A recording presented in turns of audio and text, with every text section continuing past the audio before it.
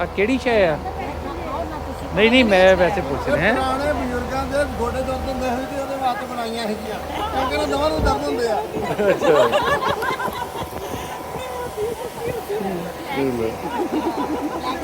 ਪਹਿਲੇ ਤਾਂ ਕਦੀ ਸੋਚਿਆ ਨਹੀਂ, ਪਰ ਪ੍ਰਮਾਤਮਾ ਨੇ ਬੁਲਾਇਆ ਤੇ ਆ ਗਏ। ਇਹ ਵੀ ਸਾਡੀ ਸਿੱਖ ਕੌਮ ਦੀ ਜੜ ਜਿਹੜੀ ਪਾਕਿਸਤਾਨ ਤੋਂ ਸ਼ੁਰੂ ਹੁੰਦੀ ਆ।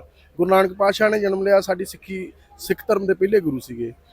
ਪੰਜਵੇਂ ਗੁਰੂ ਸ੍ਰੀ ਗੁਰੂ ਅਰਜਨ ਦੇਵ ਜੀ ਦਾ ਸ਼ਹੀਦੀ ਸਥਾਨ ਇੱਥੇ ਆ, ਗੁਰੂ ਰਾਮਦਾਸ ਜੀ ਦਾ ਜਨਮ ਸਥਾਨ ਇੱਥੇ ਆ।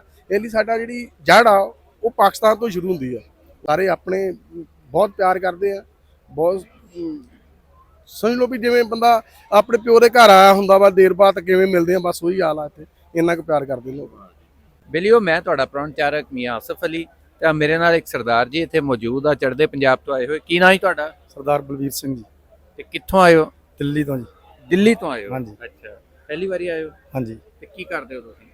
ਮੈਂ ਉੱਥੇ ਜੀ ਦਿੱਲੀ ਸ਼ੂਗਰ ਪ੍ਰਬੰਧਕ ਕਮੇਟੀ ਦਾ ਪਹਿਲੀ ਗੱਲ ਤੋਂ ਰਿਣੀ ਆ, ਜਿਨ੍ਹਾਂ ਨੇ ਸਾਹਿਬ ਸ੍ਰੀ ਗੁਰੂ ਅਰਜਨ ਦੇਵ ਜੀ ਮਹਾਰਾਜ ਜੀ ਦੀ ਸ਼ਹੀਦੀ ਦੇ ਮੌਕੇ ਤੇ ਜਿਹੜਾ ਜਥਾ ਭੇਜਿਆ ਹੈ, ਤੇ ਜਿਹੜੀ ਭਾਰਤ ਗੌਰਮੈਂਟ ਹੈ ਉਹਨਾਂ ਦੇ ਵੀ ਰਿਣੀ ਹੈ, ਪਾਕਿਸਤਾਨ ਗੌਰਮੈਂਟ ਦੇ ਵੀ ਰਿਣੀ ਹੈ ਅਸੀਂ, ਜਿਨ੍ਹਾਂ ਨੇ ਸਾਨੂੰ ਵੀਜ਼ਾ ਦਿੱਤਾ ਹੈ ਤੇ ਸਾਨੂੰ ਇੱਧਰ ਗੁਰੂ ਧਾਮਾਂ ਦੇ ਦਰਸ਼ਨਾਂ ਵਾਸਤੇ ਆਉਣ ਦੀ ਇਜਾਜ਼ਤ ਦਿੱਤੀ ਇੱਧਰ ਉਹਨਾਂ ਨੇ। ਅਸੀਂ ਉਹਨਾਂ ਦਾ ਬਹੁਤ ਬਹੁਤ ਸ਼ੁਕਰੀਆ ਅਦਾ ਕਰਦੇ ਹਾਂ ਜੀ।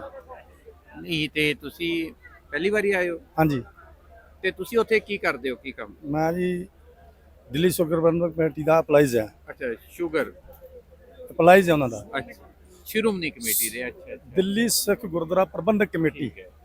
ਤੇ ਅੱਛਾ, कैसा लग ਰਿਹਾ ਇੱਥੇ ਆ ਕੇ? ਬਹੁਤ बढ़िया ਜੀ, ਬਹੁਤ ਹੀ बढ़िया।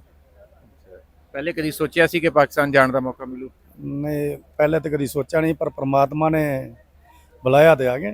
ਅੱਛਾ, ਹਾਂਜੀ। ਨਹੀਂ ਜੀ। ਤੁਹਾਡਾ ਕੀ ਨਾਂ ਜੀ? ਮੇਰਾ ਨਾਮ ਬਲਦੇਵ ਸਿੰਘ ਆ ਜੀ। ਅੱਛਾ, ਤੇ ਤੁਸੀਂ ਕਿੱਥੋਂ ਆਏ ਹੋ? ਮੈਂ ਇੱਥੋਂ 40 ਕਿਲੋਮੀਟਰ ਦੂਰ ਆ ਜੀ, ਪਿੰਡ ਬਾਲਕੁਰ, ਜ਼ਿਲ੍ਹਾ ਅੰਮ੍ਰਿਤਸਰ। ਅੱਛਾ, ਪਹਿਲੀ ਵਾਰੀ ਆਏ ਹੋ? ਨਹੀਂ, ਮੈਂ ਦੂਸਰੀ ਵਾਰ ਆਇਆ। ਪਹਿਲੀ ਵਾਰੀ ਆਏ ਸੀ ਤੇ ਕਿਹਦਾ ਲੱਗਿਆ? ਬਹੁਤ ਵਧੀਆ ਜੀ, ਆਪਣਾ ਘਰ ਆ ਜੀ। ਅੱਛਾ, ਲੋਕਾਂ ਦੇ ਨਾਲ ਮੇਲ ਵਰਤਨ ਕਿਹਦਾ ਸੀ? ਬਹੁਤ ਜ਼ਿਆਦਾ ਕਾਰਨ ਇਹ ਆ ਵੀ ਸਾਡੀ ਸਿੱਖ ਕੌਮ ਦੀ ਜੜ ਜਿਹੜੀ ਪਾਕਿਸਤਾਨ ਤੋਂ ਸ਼ੁਰੂ ਹੁੰਦੀ ਆ। ਗੁਰੂ ਨਾਨਕ ਪਾਤਸ਼ਾਹ ਨੇ ਜਨਮ ਲਿਆ, ਸਾਡੀ ਸਿੱਖ ਧਰਮ ਦੇ ਪਹਿਲੇ ਗੁਰੂ ਸੀਗੇ। ਪੰਜਵੇਂ ਗੁਰੂ ਸ੍ਰੀ ਗੁਰੂ ਅਰਜਨ ਦੇਵ ਜੀ ਦਾ ਸ਼ਹੀਦੀ ਸਥਾਨ ਇੱਥੇ ਆ, ਗੁਰੂ ਰਾਮਦਾਸ ਜੀ ਦਾ ਜਨਮ ਸਥਾਨ ਇੱਥੇ ਆ। ਇਹ ਲਈ ਸਾਡਾ ਜਿਹੜੀ ਜੜ ਆ ਉਹ ਪਾਕਿਸਤਾਨ ਤੋਂ ਸ਼ੁਰੂ ਹੁੰਦੀ ਆ। ਉਸ ਤੋਂ ਬਾਅਦ ਚਲੋ ਵੰਡਾਂ ਹੋ ਗਈਆਂ ਤਾਂ ਵੱਖਰੀ ਗੱਲ ਆ, ਪਰ ਸਾਡੀ ਜਿਹੜੀ ਜੜ ਆ ਉਹ ਪਾਕਿਸਤਾਨ ਦੇ ਵਿੱਚ ਹੀ।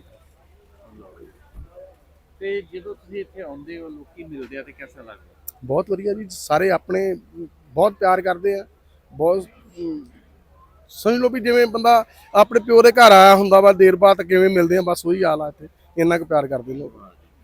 ਲਓ ਜੀ, ਬੜਾ ਚੰਗਾ ਲੱਗਿਆ। ਤੇ ਆਓ ਮੁੜ ਕੇ ਵੀ, ਤੇ ਅਗਲੀ ਵਾਰੀ ਫਿਰ ਆਓ, ਫਿਰ ਗੱਲ ਕਰਾਂਗੇ।